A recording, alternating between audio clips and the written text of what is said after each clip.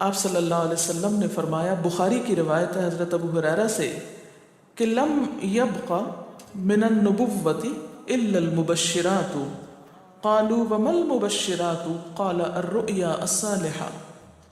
آپ صلی اللہ علیہ وسلم نے فرمایا، بشارتوں کے سوا نبوت کی کوئی چیز باقی نہیں رہی، یعنی نبوت ختم ہو گئی۔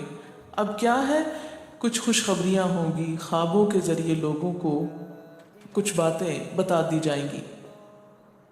بعض اوقات آپ دیکھتے ہیں نا کہ ایک چیز آپ دیکھتے ہیں اور وہی ہو جاتی، اور جب ہو جاتی تو آپ سوچتے اوہ یہ تو میں نے کہیں پہلے بھی دیکھی تھی، پھر سوچتے کہاں دیکھی تھی تو یاد آتا ہے تو خواب میں دیکھی تھی، لیکن آپ کو یاد نہیں ہوتا، جب وہ ہو جاتا ہے پھر یاد آتا ہے۔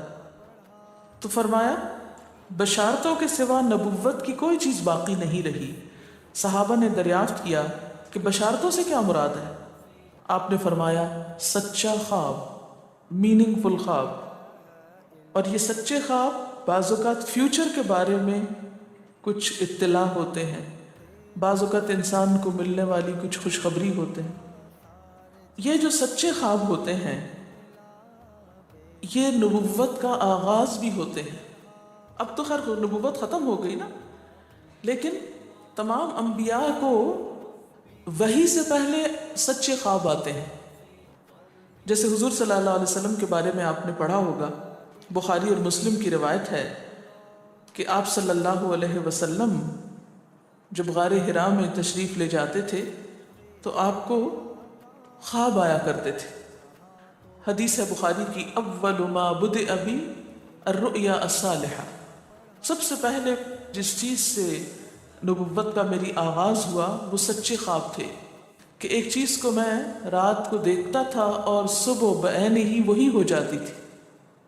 اس سے پریپیئر کیا گیا، جیسے یوسف علیہ السلام کو پریپیئر کیا جا رہا ہے کہ آئندہ اللہ تعالیٰ ان کو کسی بڑے مقام پہ پہنچانے والا ہے، اور وہ بعین ہی ایسے ہوا، اگرچہ 40 سال بعد ہوا لیکن ہو گیا۔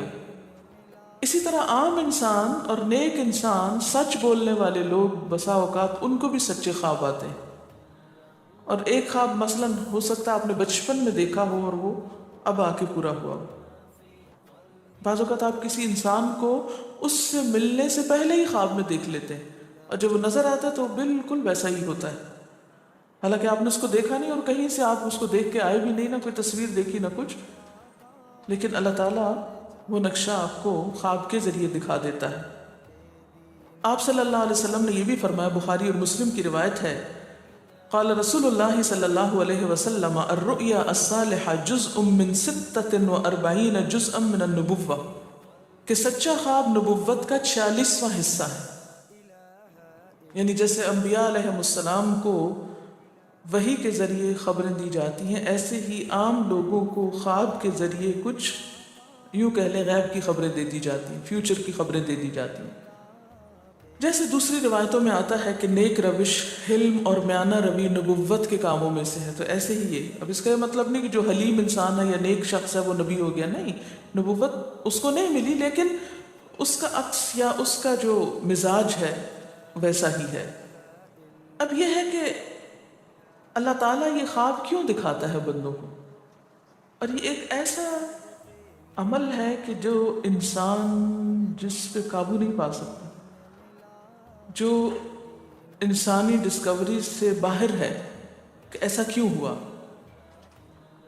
آپ دیکھیں کہ انسان دو چیزوں کا مجموعہ ہے، ایک اس کا جسم ہے اور ایک اس کی روح ہے۔ جہاں یہ دونوں آپس میں ایک دوسرے سے موافقت کرتے ہیں، ایک دوسرے کے ساتھ کوآرڈینیٹ کر رہے ہیں، وہاں یہ ایک دوسرے سے کشمکش بھی کرتے ہیں۔ بعض اوقات جسمانی خواہشات روح پر غالب آ جاتی ہیں، بعض اوقات روحانی کیفیات جسم پر غالب آ جاتی ہیں۔ عام طور پر دن میں جب ہم دنیا کے کام کر رہے ہوتے ہیں تو ہمارا جسم ایکٹیو ہوتا ہے، اور اس کا نتیجہ کیا ہوتا ہے کہ روح کی جو کار فرمائی ہے وہ ذرا لو ہو جاتی۔ رات کو جب ہم سوتے ہیں اور جسم ہمارا بالکل بے حس ہو جاتا ہے تو پھر روح جو ہے وہ ابھر کر آتی ہے، اس کی کار فرمائی بڑھتی ہے، وہ زیادہ ایکٹیو ہو جاتی ہے۔ پھر آپ کو قرآن کی وہ آیت بھی یاد ہوگی کہ جس میں اللہ تعالیٰ فرماتے ہیں کہ جب انسان سوتا ہے تو ہم اس کی ایک روح لے لیتے ہیں، جس کو زندگی دینی ہوتی ہے وہ واپس لوٹا دیتے ہیں، ورنہ جو دوسری باقی ہوتی ہے وہ بھی لے لیتے ہیں۔ اب یہ جو روح نکلتی ہے نا ایک ہمارے جسم سے، تو یوں لگتا ہے کہ جیسے وہ مختلف جگہوں پہ وانڈر کرتی ہے، یعنی گھومتی پھرتی، اور بعض اوقات دور دراز پہنچ کے مثلا کسی مردے سے جا ملاقات کرتی، کیونکہ روح تو ایک لطیف چیز ہے نا۔ جب ماں کے پیٹ میں بچے کے اندر آتی ہے تو کوئی پتہ نہیں چلتا، جب نکل جاتی ہے تو کوئی پتہ نہیں چلتا۔ اسی طرح روح ان دیواروں کے پار بھی چلی جاتی ہے۔ قرآن پاک میں آتا ہے نا کہ اینما تکونوا یدرککم الموت ولو کنتم فی بروج مشیدہ، یعنی اگر بالکل ساؤنڈ پروف اور ہوا پروف جگہ پر بھی کوئی چیز رکھ دی جائے تو کیا ہوگا؟ روح وہاں سے بھی نکل جائے گی۔ یعنی روح کے لیے یہ مادی چیزیں رکاوٹ نہیں ہے۔ اب آپ دیکھیں جو لوگ مر جاتے ہیں بعض اوقات آپ کی ان سے ملاقات ہوتی ہے اور آپ کو یوں لگتا ہے جیسے آپ ان کو چھو کر آئے ہیں، اور ایسا ممکن ہے کہ وہ جو سوتے وقت ایک روح آپ کی نکلی وہ ٹریول کرتے کرتے اس مقام پہ جا پہنچی جہاں وہ مردہ روح تھی، اور اس نے اس سے جا کر باتیں بھی کی، کچھ میسج بھی لیے، کچھ اور بھی۔ تو اس سارے کو ہم واضح طور پر نہ جان سکتے ہیں، اس کی حقیقت نہ سمجھ سکتے ہیں، لیکن بعض خوابوں کو انٹرپریٹ کرنے میں یہ چیز آپ کو مدد دے گی کہ ایسا کس طرح پاسبل ہے۔ آپ اپنے بستر پر لیٹے ہوئے ہیں اور روحانی طور پر آپ خواب میں آپ کہیں اور پہنچے ہیں۔ بعض اوقات آپ دیکھتے ہیں کہ میت آپ کو کوئی چیز دے رہی ہے، میت رو رہی ہے، میت خوش ہے، آپ اس کو دیکھتے ہیں وہ بڑے باغ میں بیٹھی ہوئی ہے۔ یہ آپ نے کہاں سے دیکھ لیا؟ آپ تو بستر پر لیٹے ہوئے تھے۔ تو وہ جو ایک شعور سوتے وقت نکل جاتا ہے، جسم سے الگ ہو جاتا ہے، وہ ٹریول کر رہا ہوتا ہے ایک طرح سے، اور وہ ایسی جگہوں پر اللہ کے اذن سے ہی پہنچ جاتا ہے۔ اور